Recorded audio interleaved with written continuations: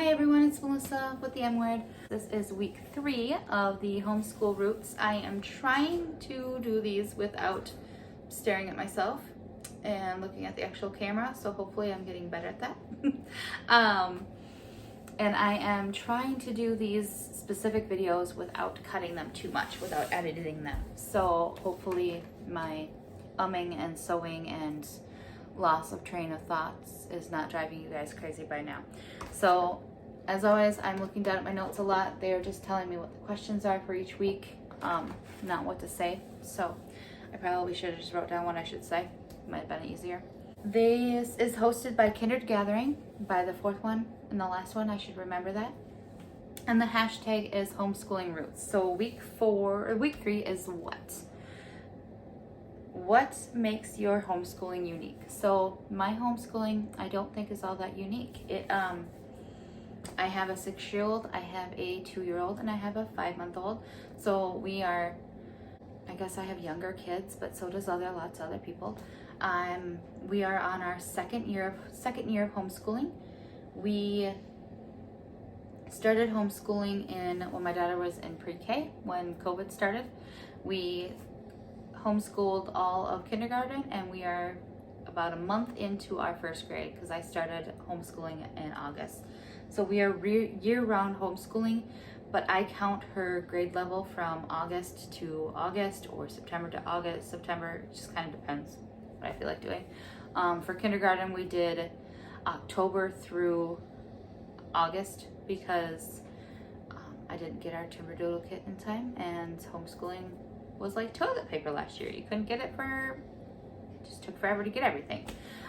So we started in October last year and we went all the way through August, and then we, for this year, started in August, so a month before the public school system in our area, and we will homeschool through until the following August. And as we finish curricula, I'll just let it fall off. I won't start anything new until the following August or whenever I decide to go ahead and start the next set of curricula.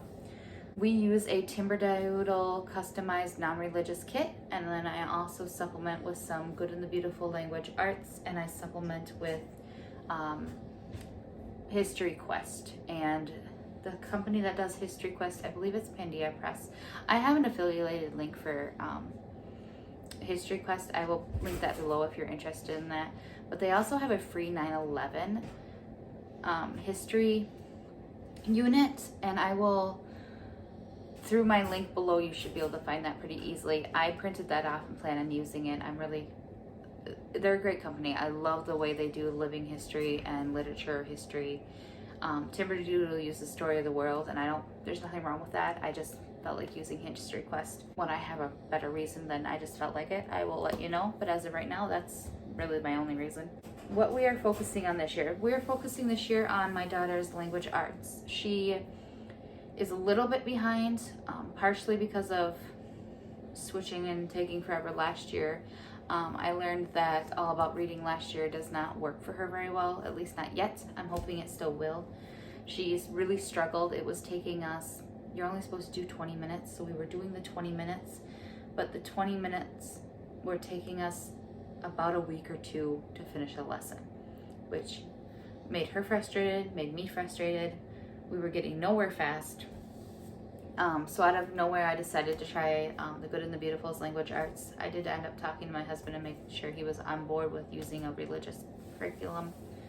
And it worked for her. She really enjoyed the level K primer. So I went ahead this year and I bought her the level K and I bought her the level 1. So I'm hoping by August of next year we'll have finished level K and level 1. And then I also bought, with my Timberdoodle kit this year, I bought All About Reading level 2. So I'm hoping to still go back and use level 1 and level 2 for her and see if I can slowly switch her over to All About Reading. There's nothing wrong with the Good and the Beautiful language arts. I love it. She loves it. So I might just use that too. But for some reason in my brain, I'm still stuck that I really want to use All About Reading. So we'll see what we end up doing. What are our goals this year?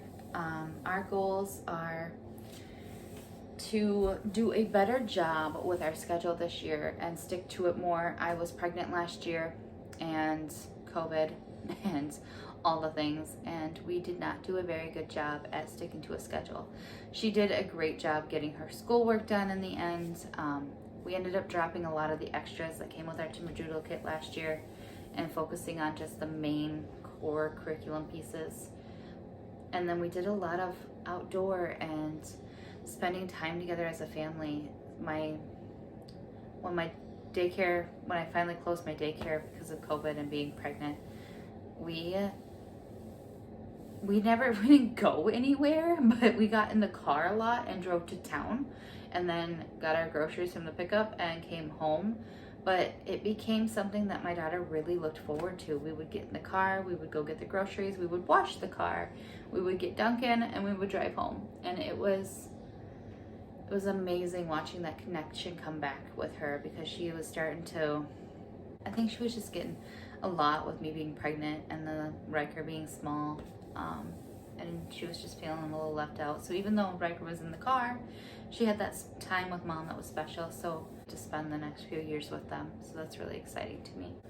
I know the why was last week, but part of my reason for wanting her to be homeschooled and what kind of, I guess, is not to shelter her from the world, but to shelter her from learning things before she needs to.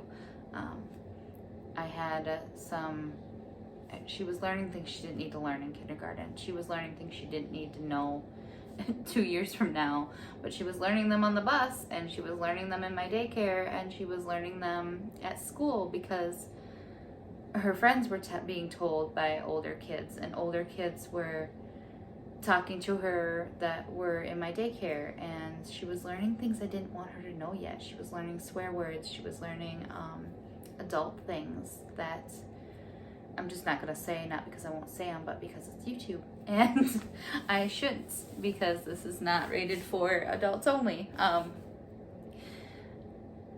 I want her to keep that innocence a little longer. I want her to stay young. I want her to grow up. I want her to worry about growing up and having fun and knowing what she wants to do without all the peer pressure and without all the extra that doesn't need to be there yet. So hopefully that makes sense. I don't have a lot of other what to tell you though. So if you have any questions about our goals or I don't think there's anything really unique about our homeschool. I just really wanted to start the YouTube channel. I had a blog prior to this, so I was already sharing what I was doing motherhood wise, and then it just naturally evolved into the homeschooling when I started that. And then with 3 kids, it's hard to write it's easy to write a blog, but I don't read them anymore because it's so hard with my 3 little kids that I was starting to realize that my audience probably was having trouble too. So I thought maybe you'd want to listen to me instead, which you probably don't, but I do still occasionally post to my blog. Sometimes it's just a link to this YouTube channel. Sometimes it's actually a full-on written blog. Just kind of depends. So there's that information if you're curious or interested.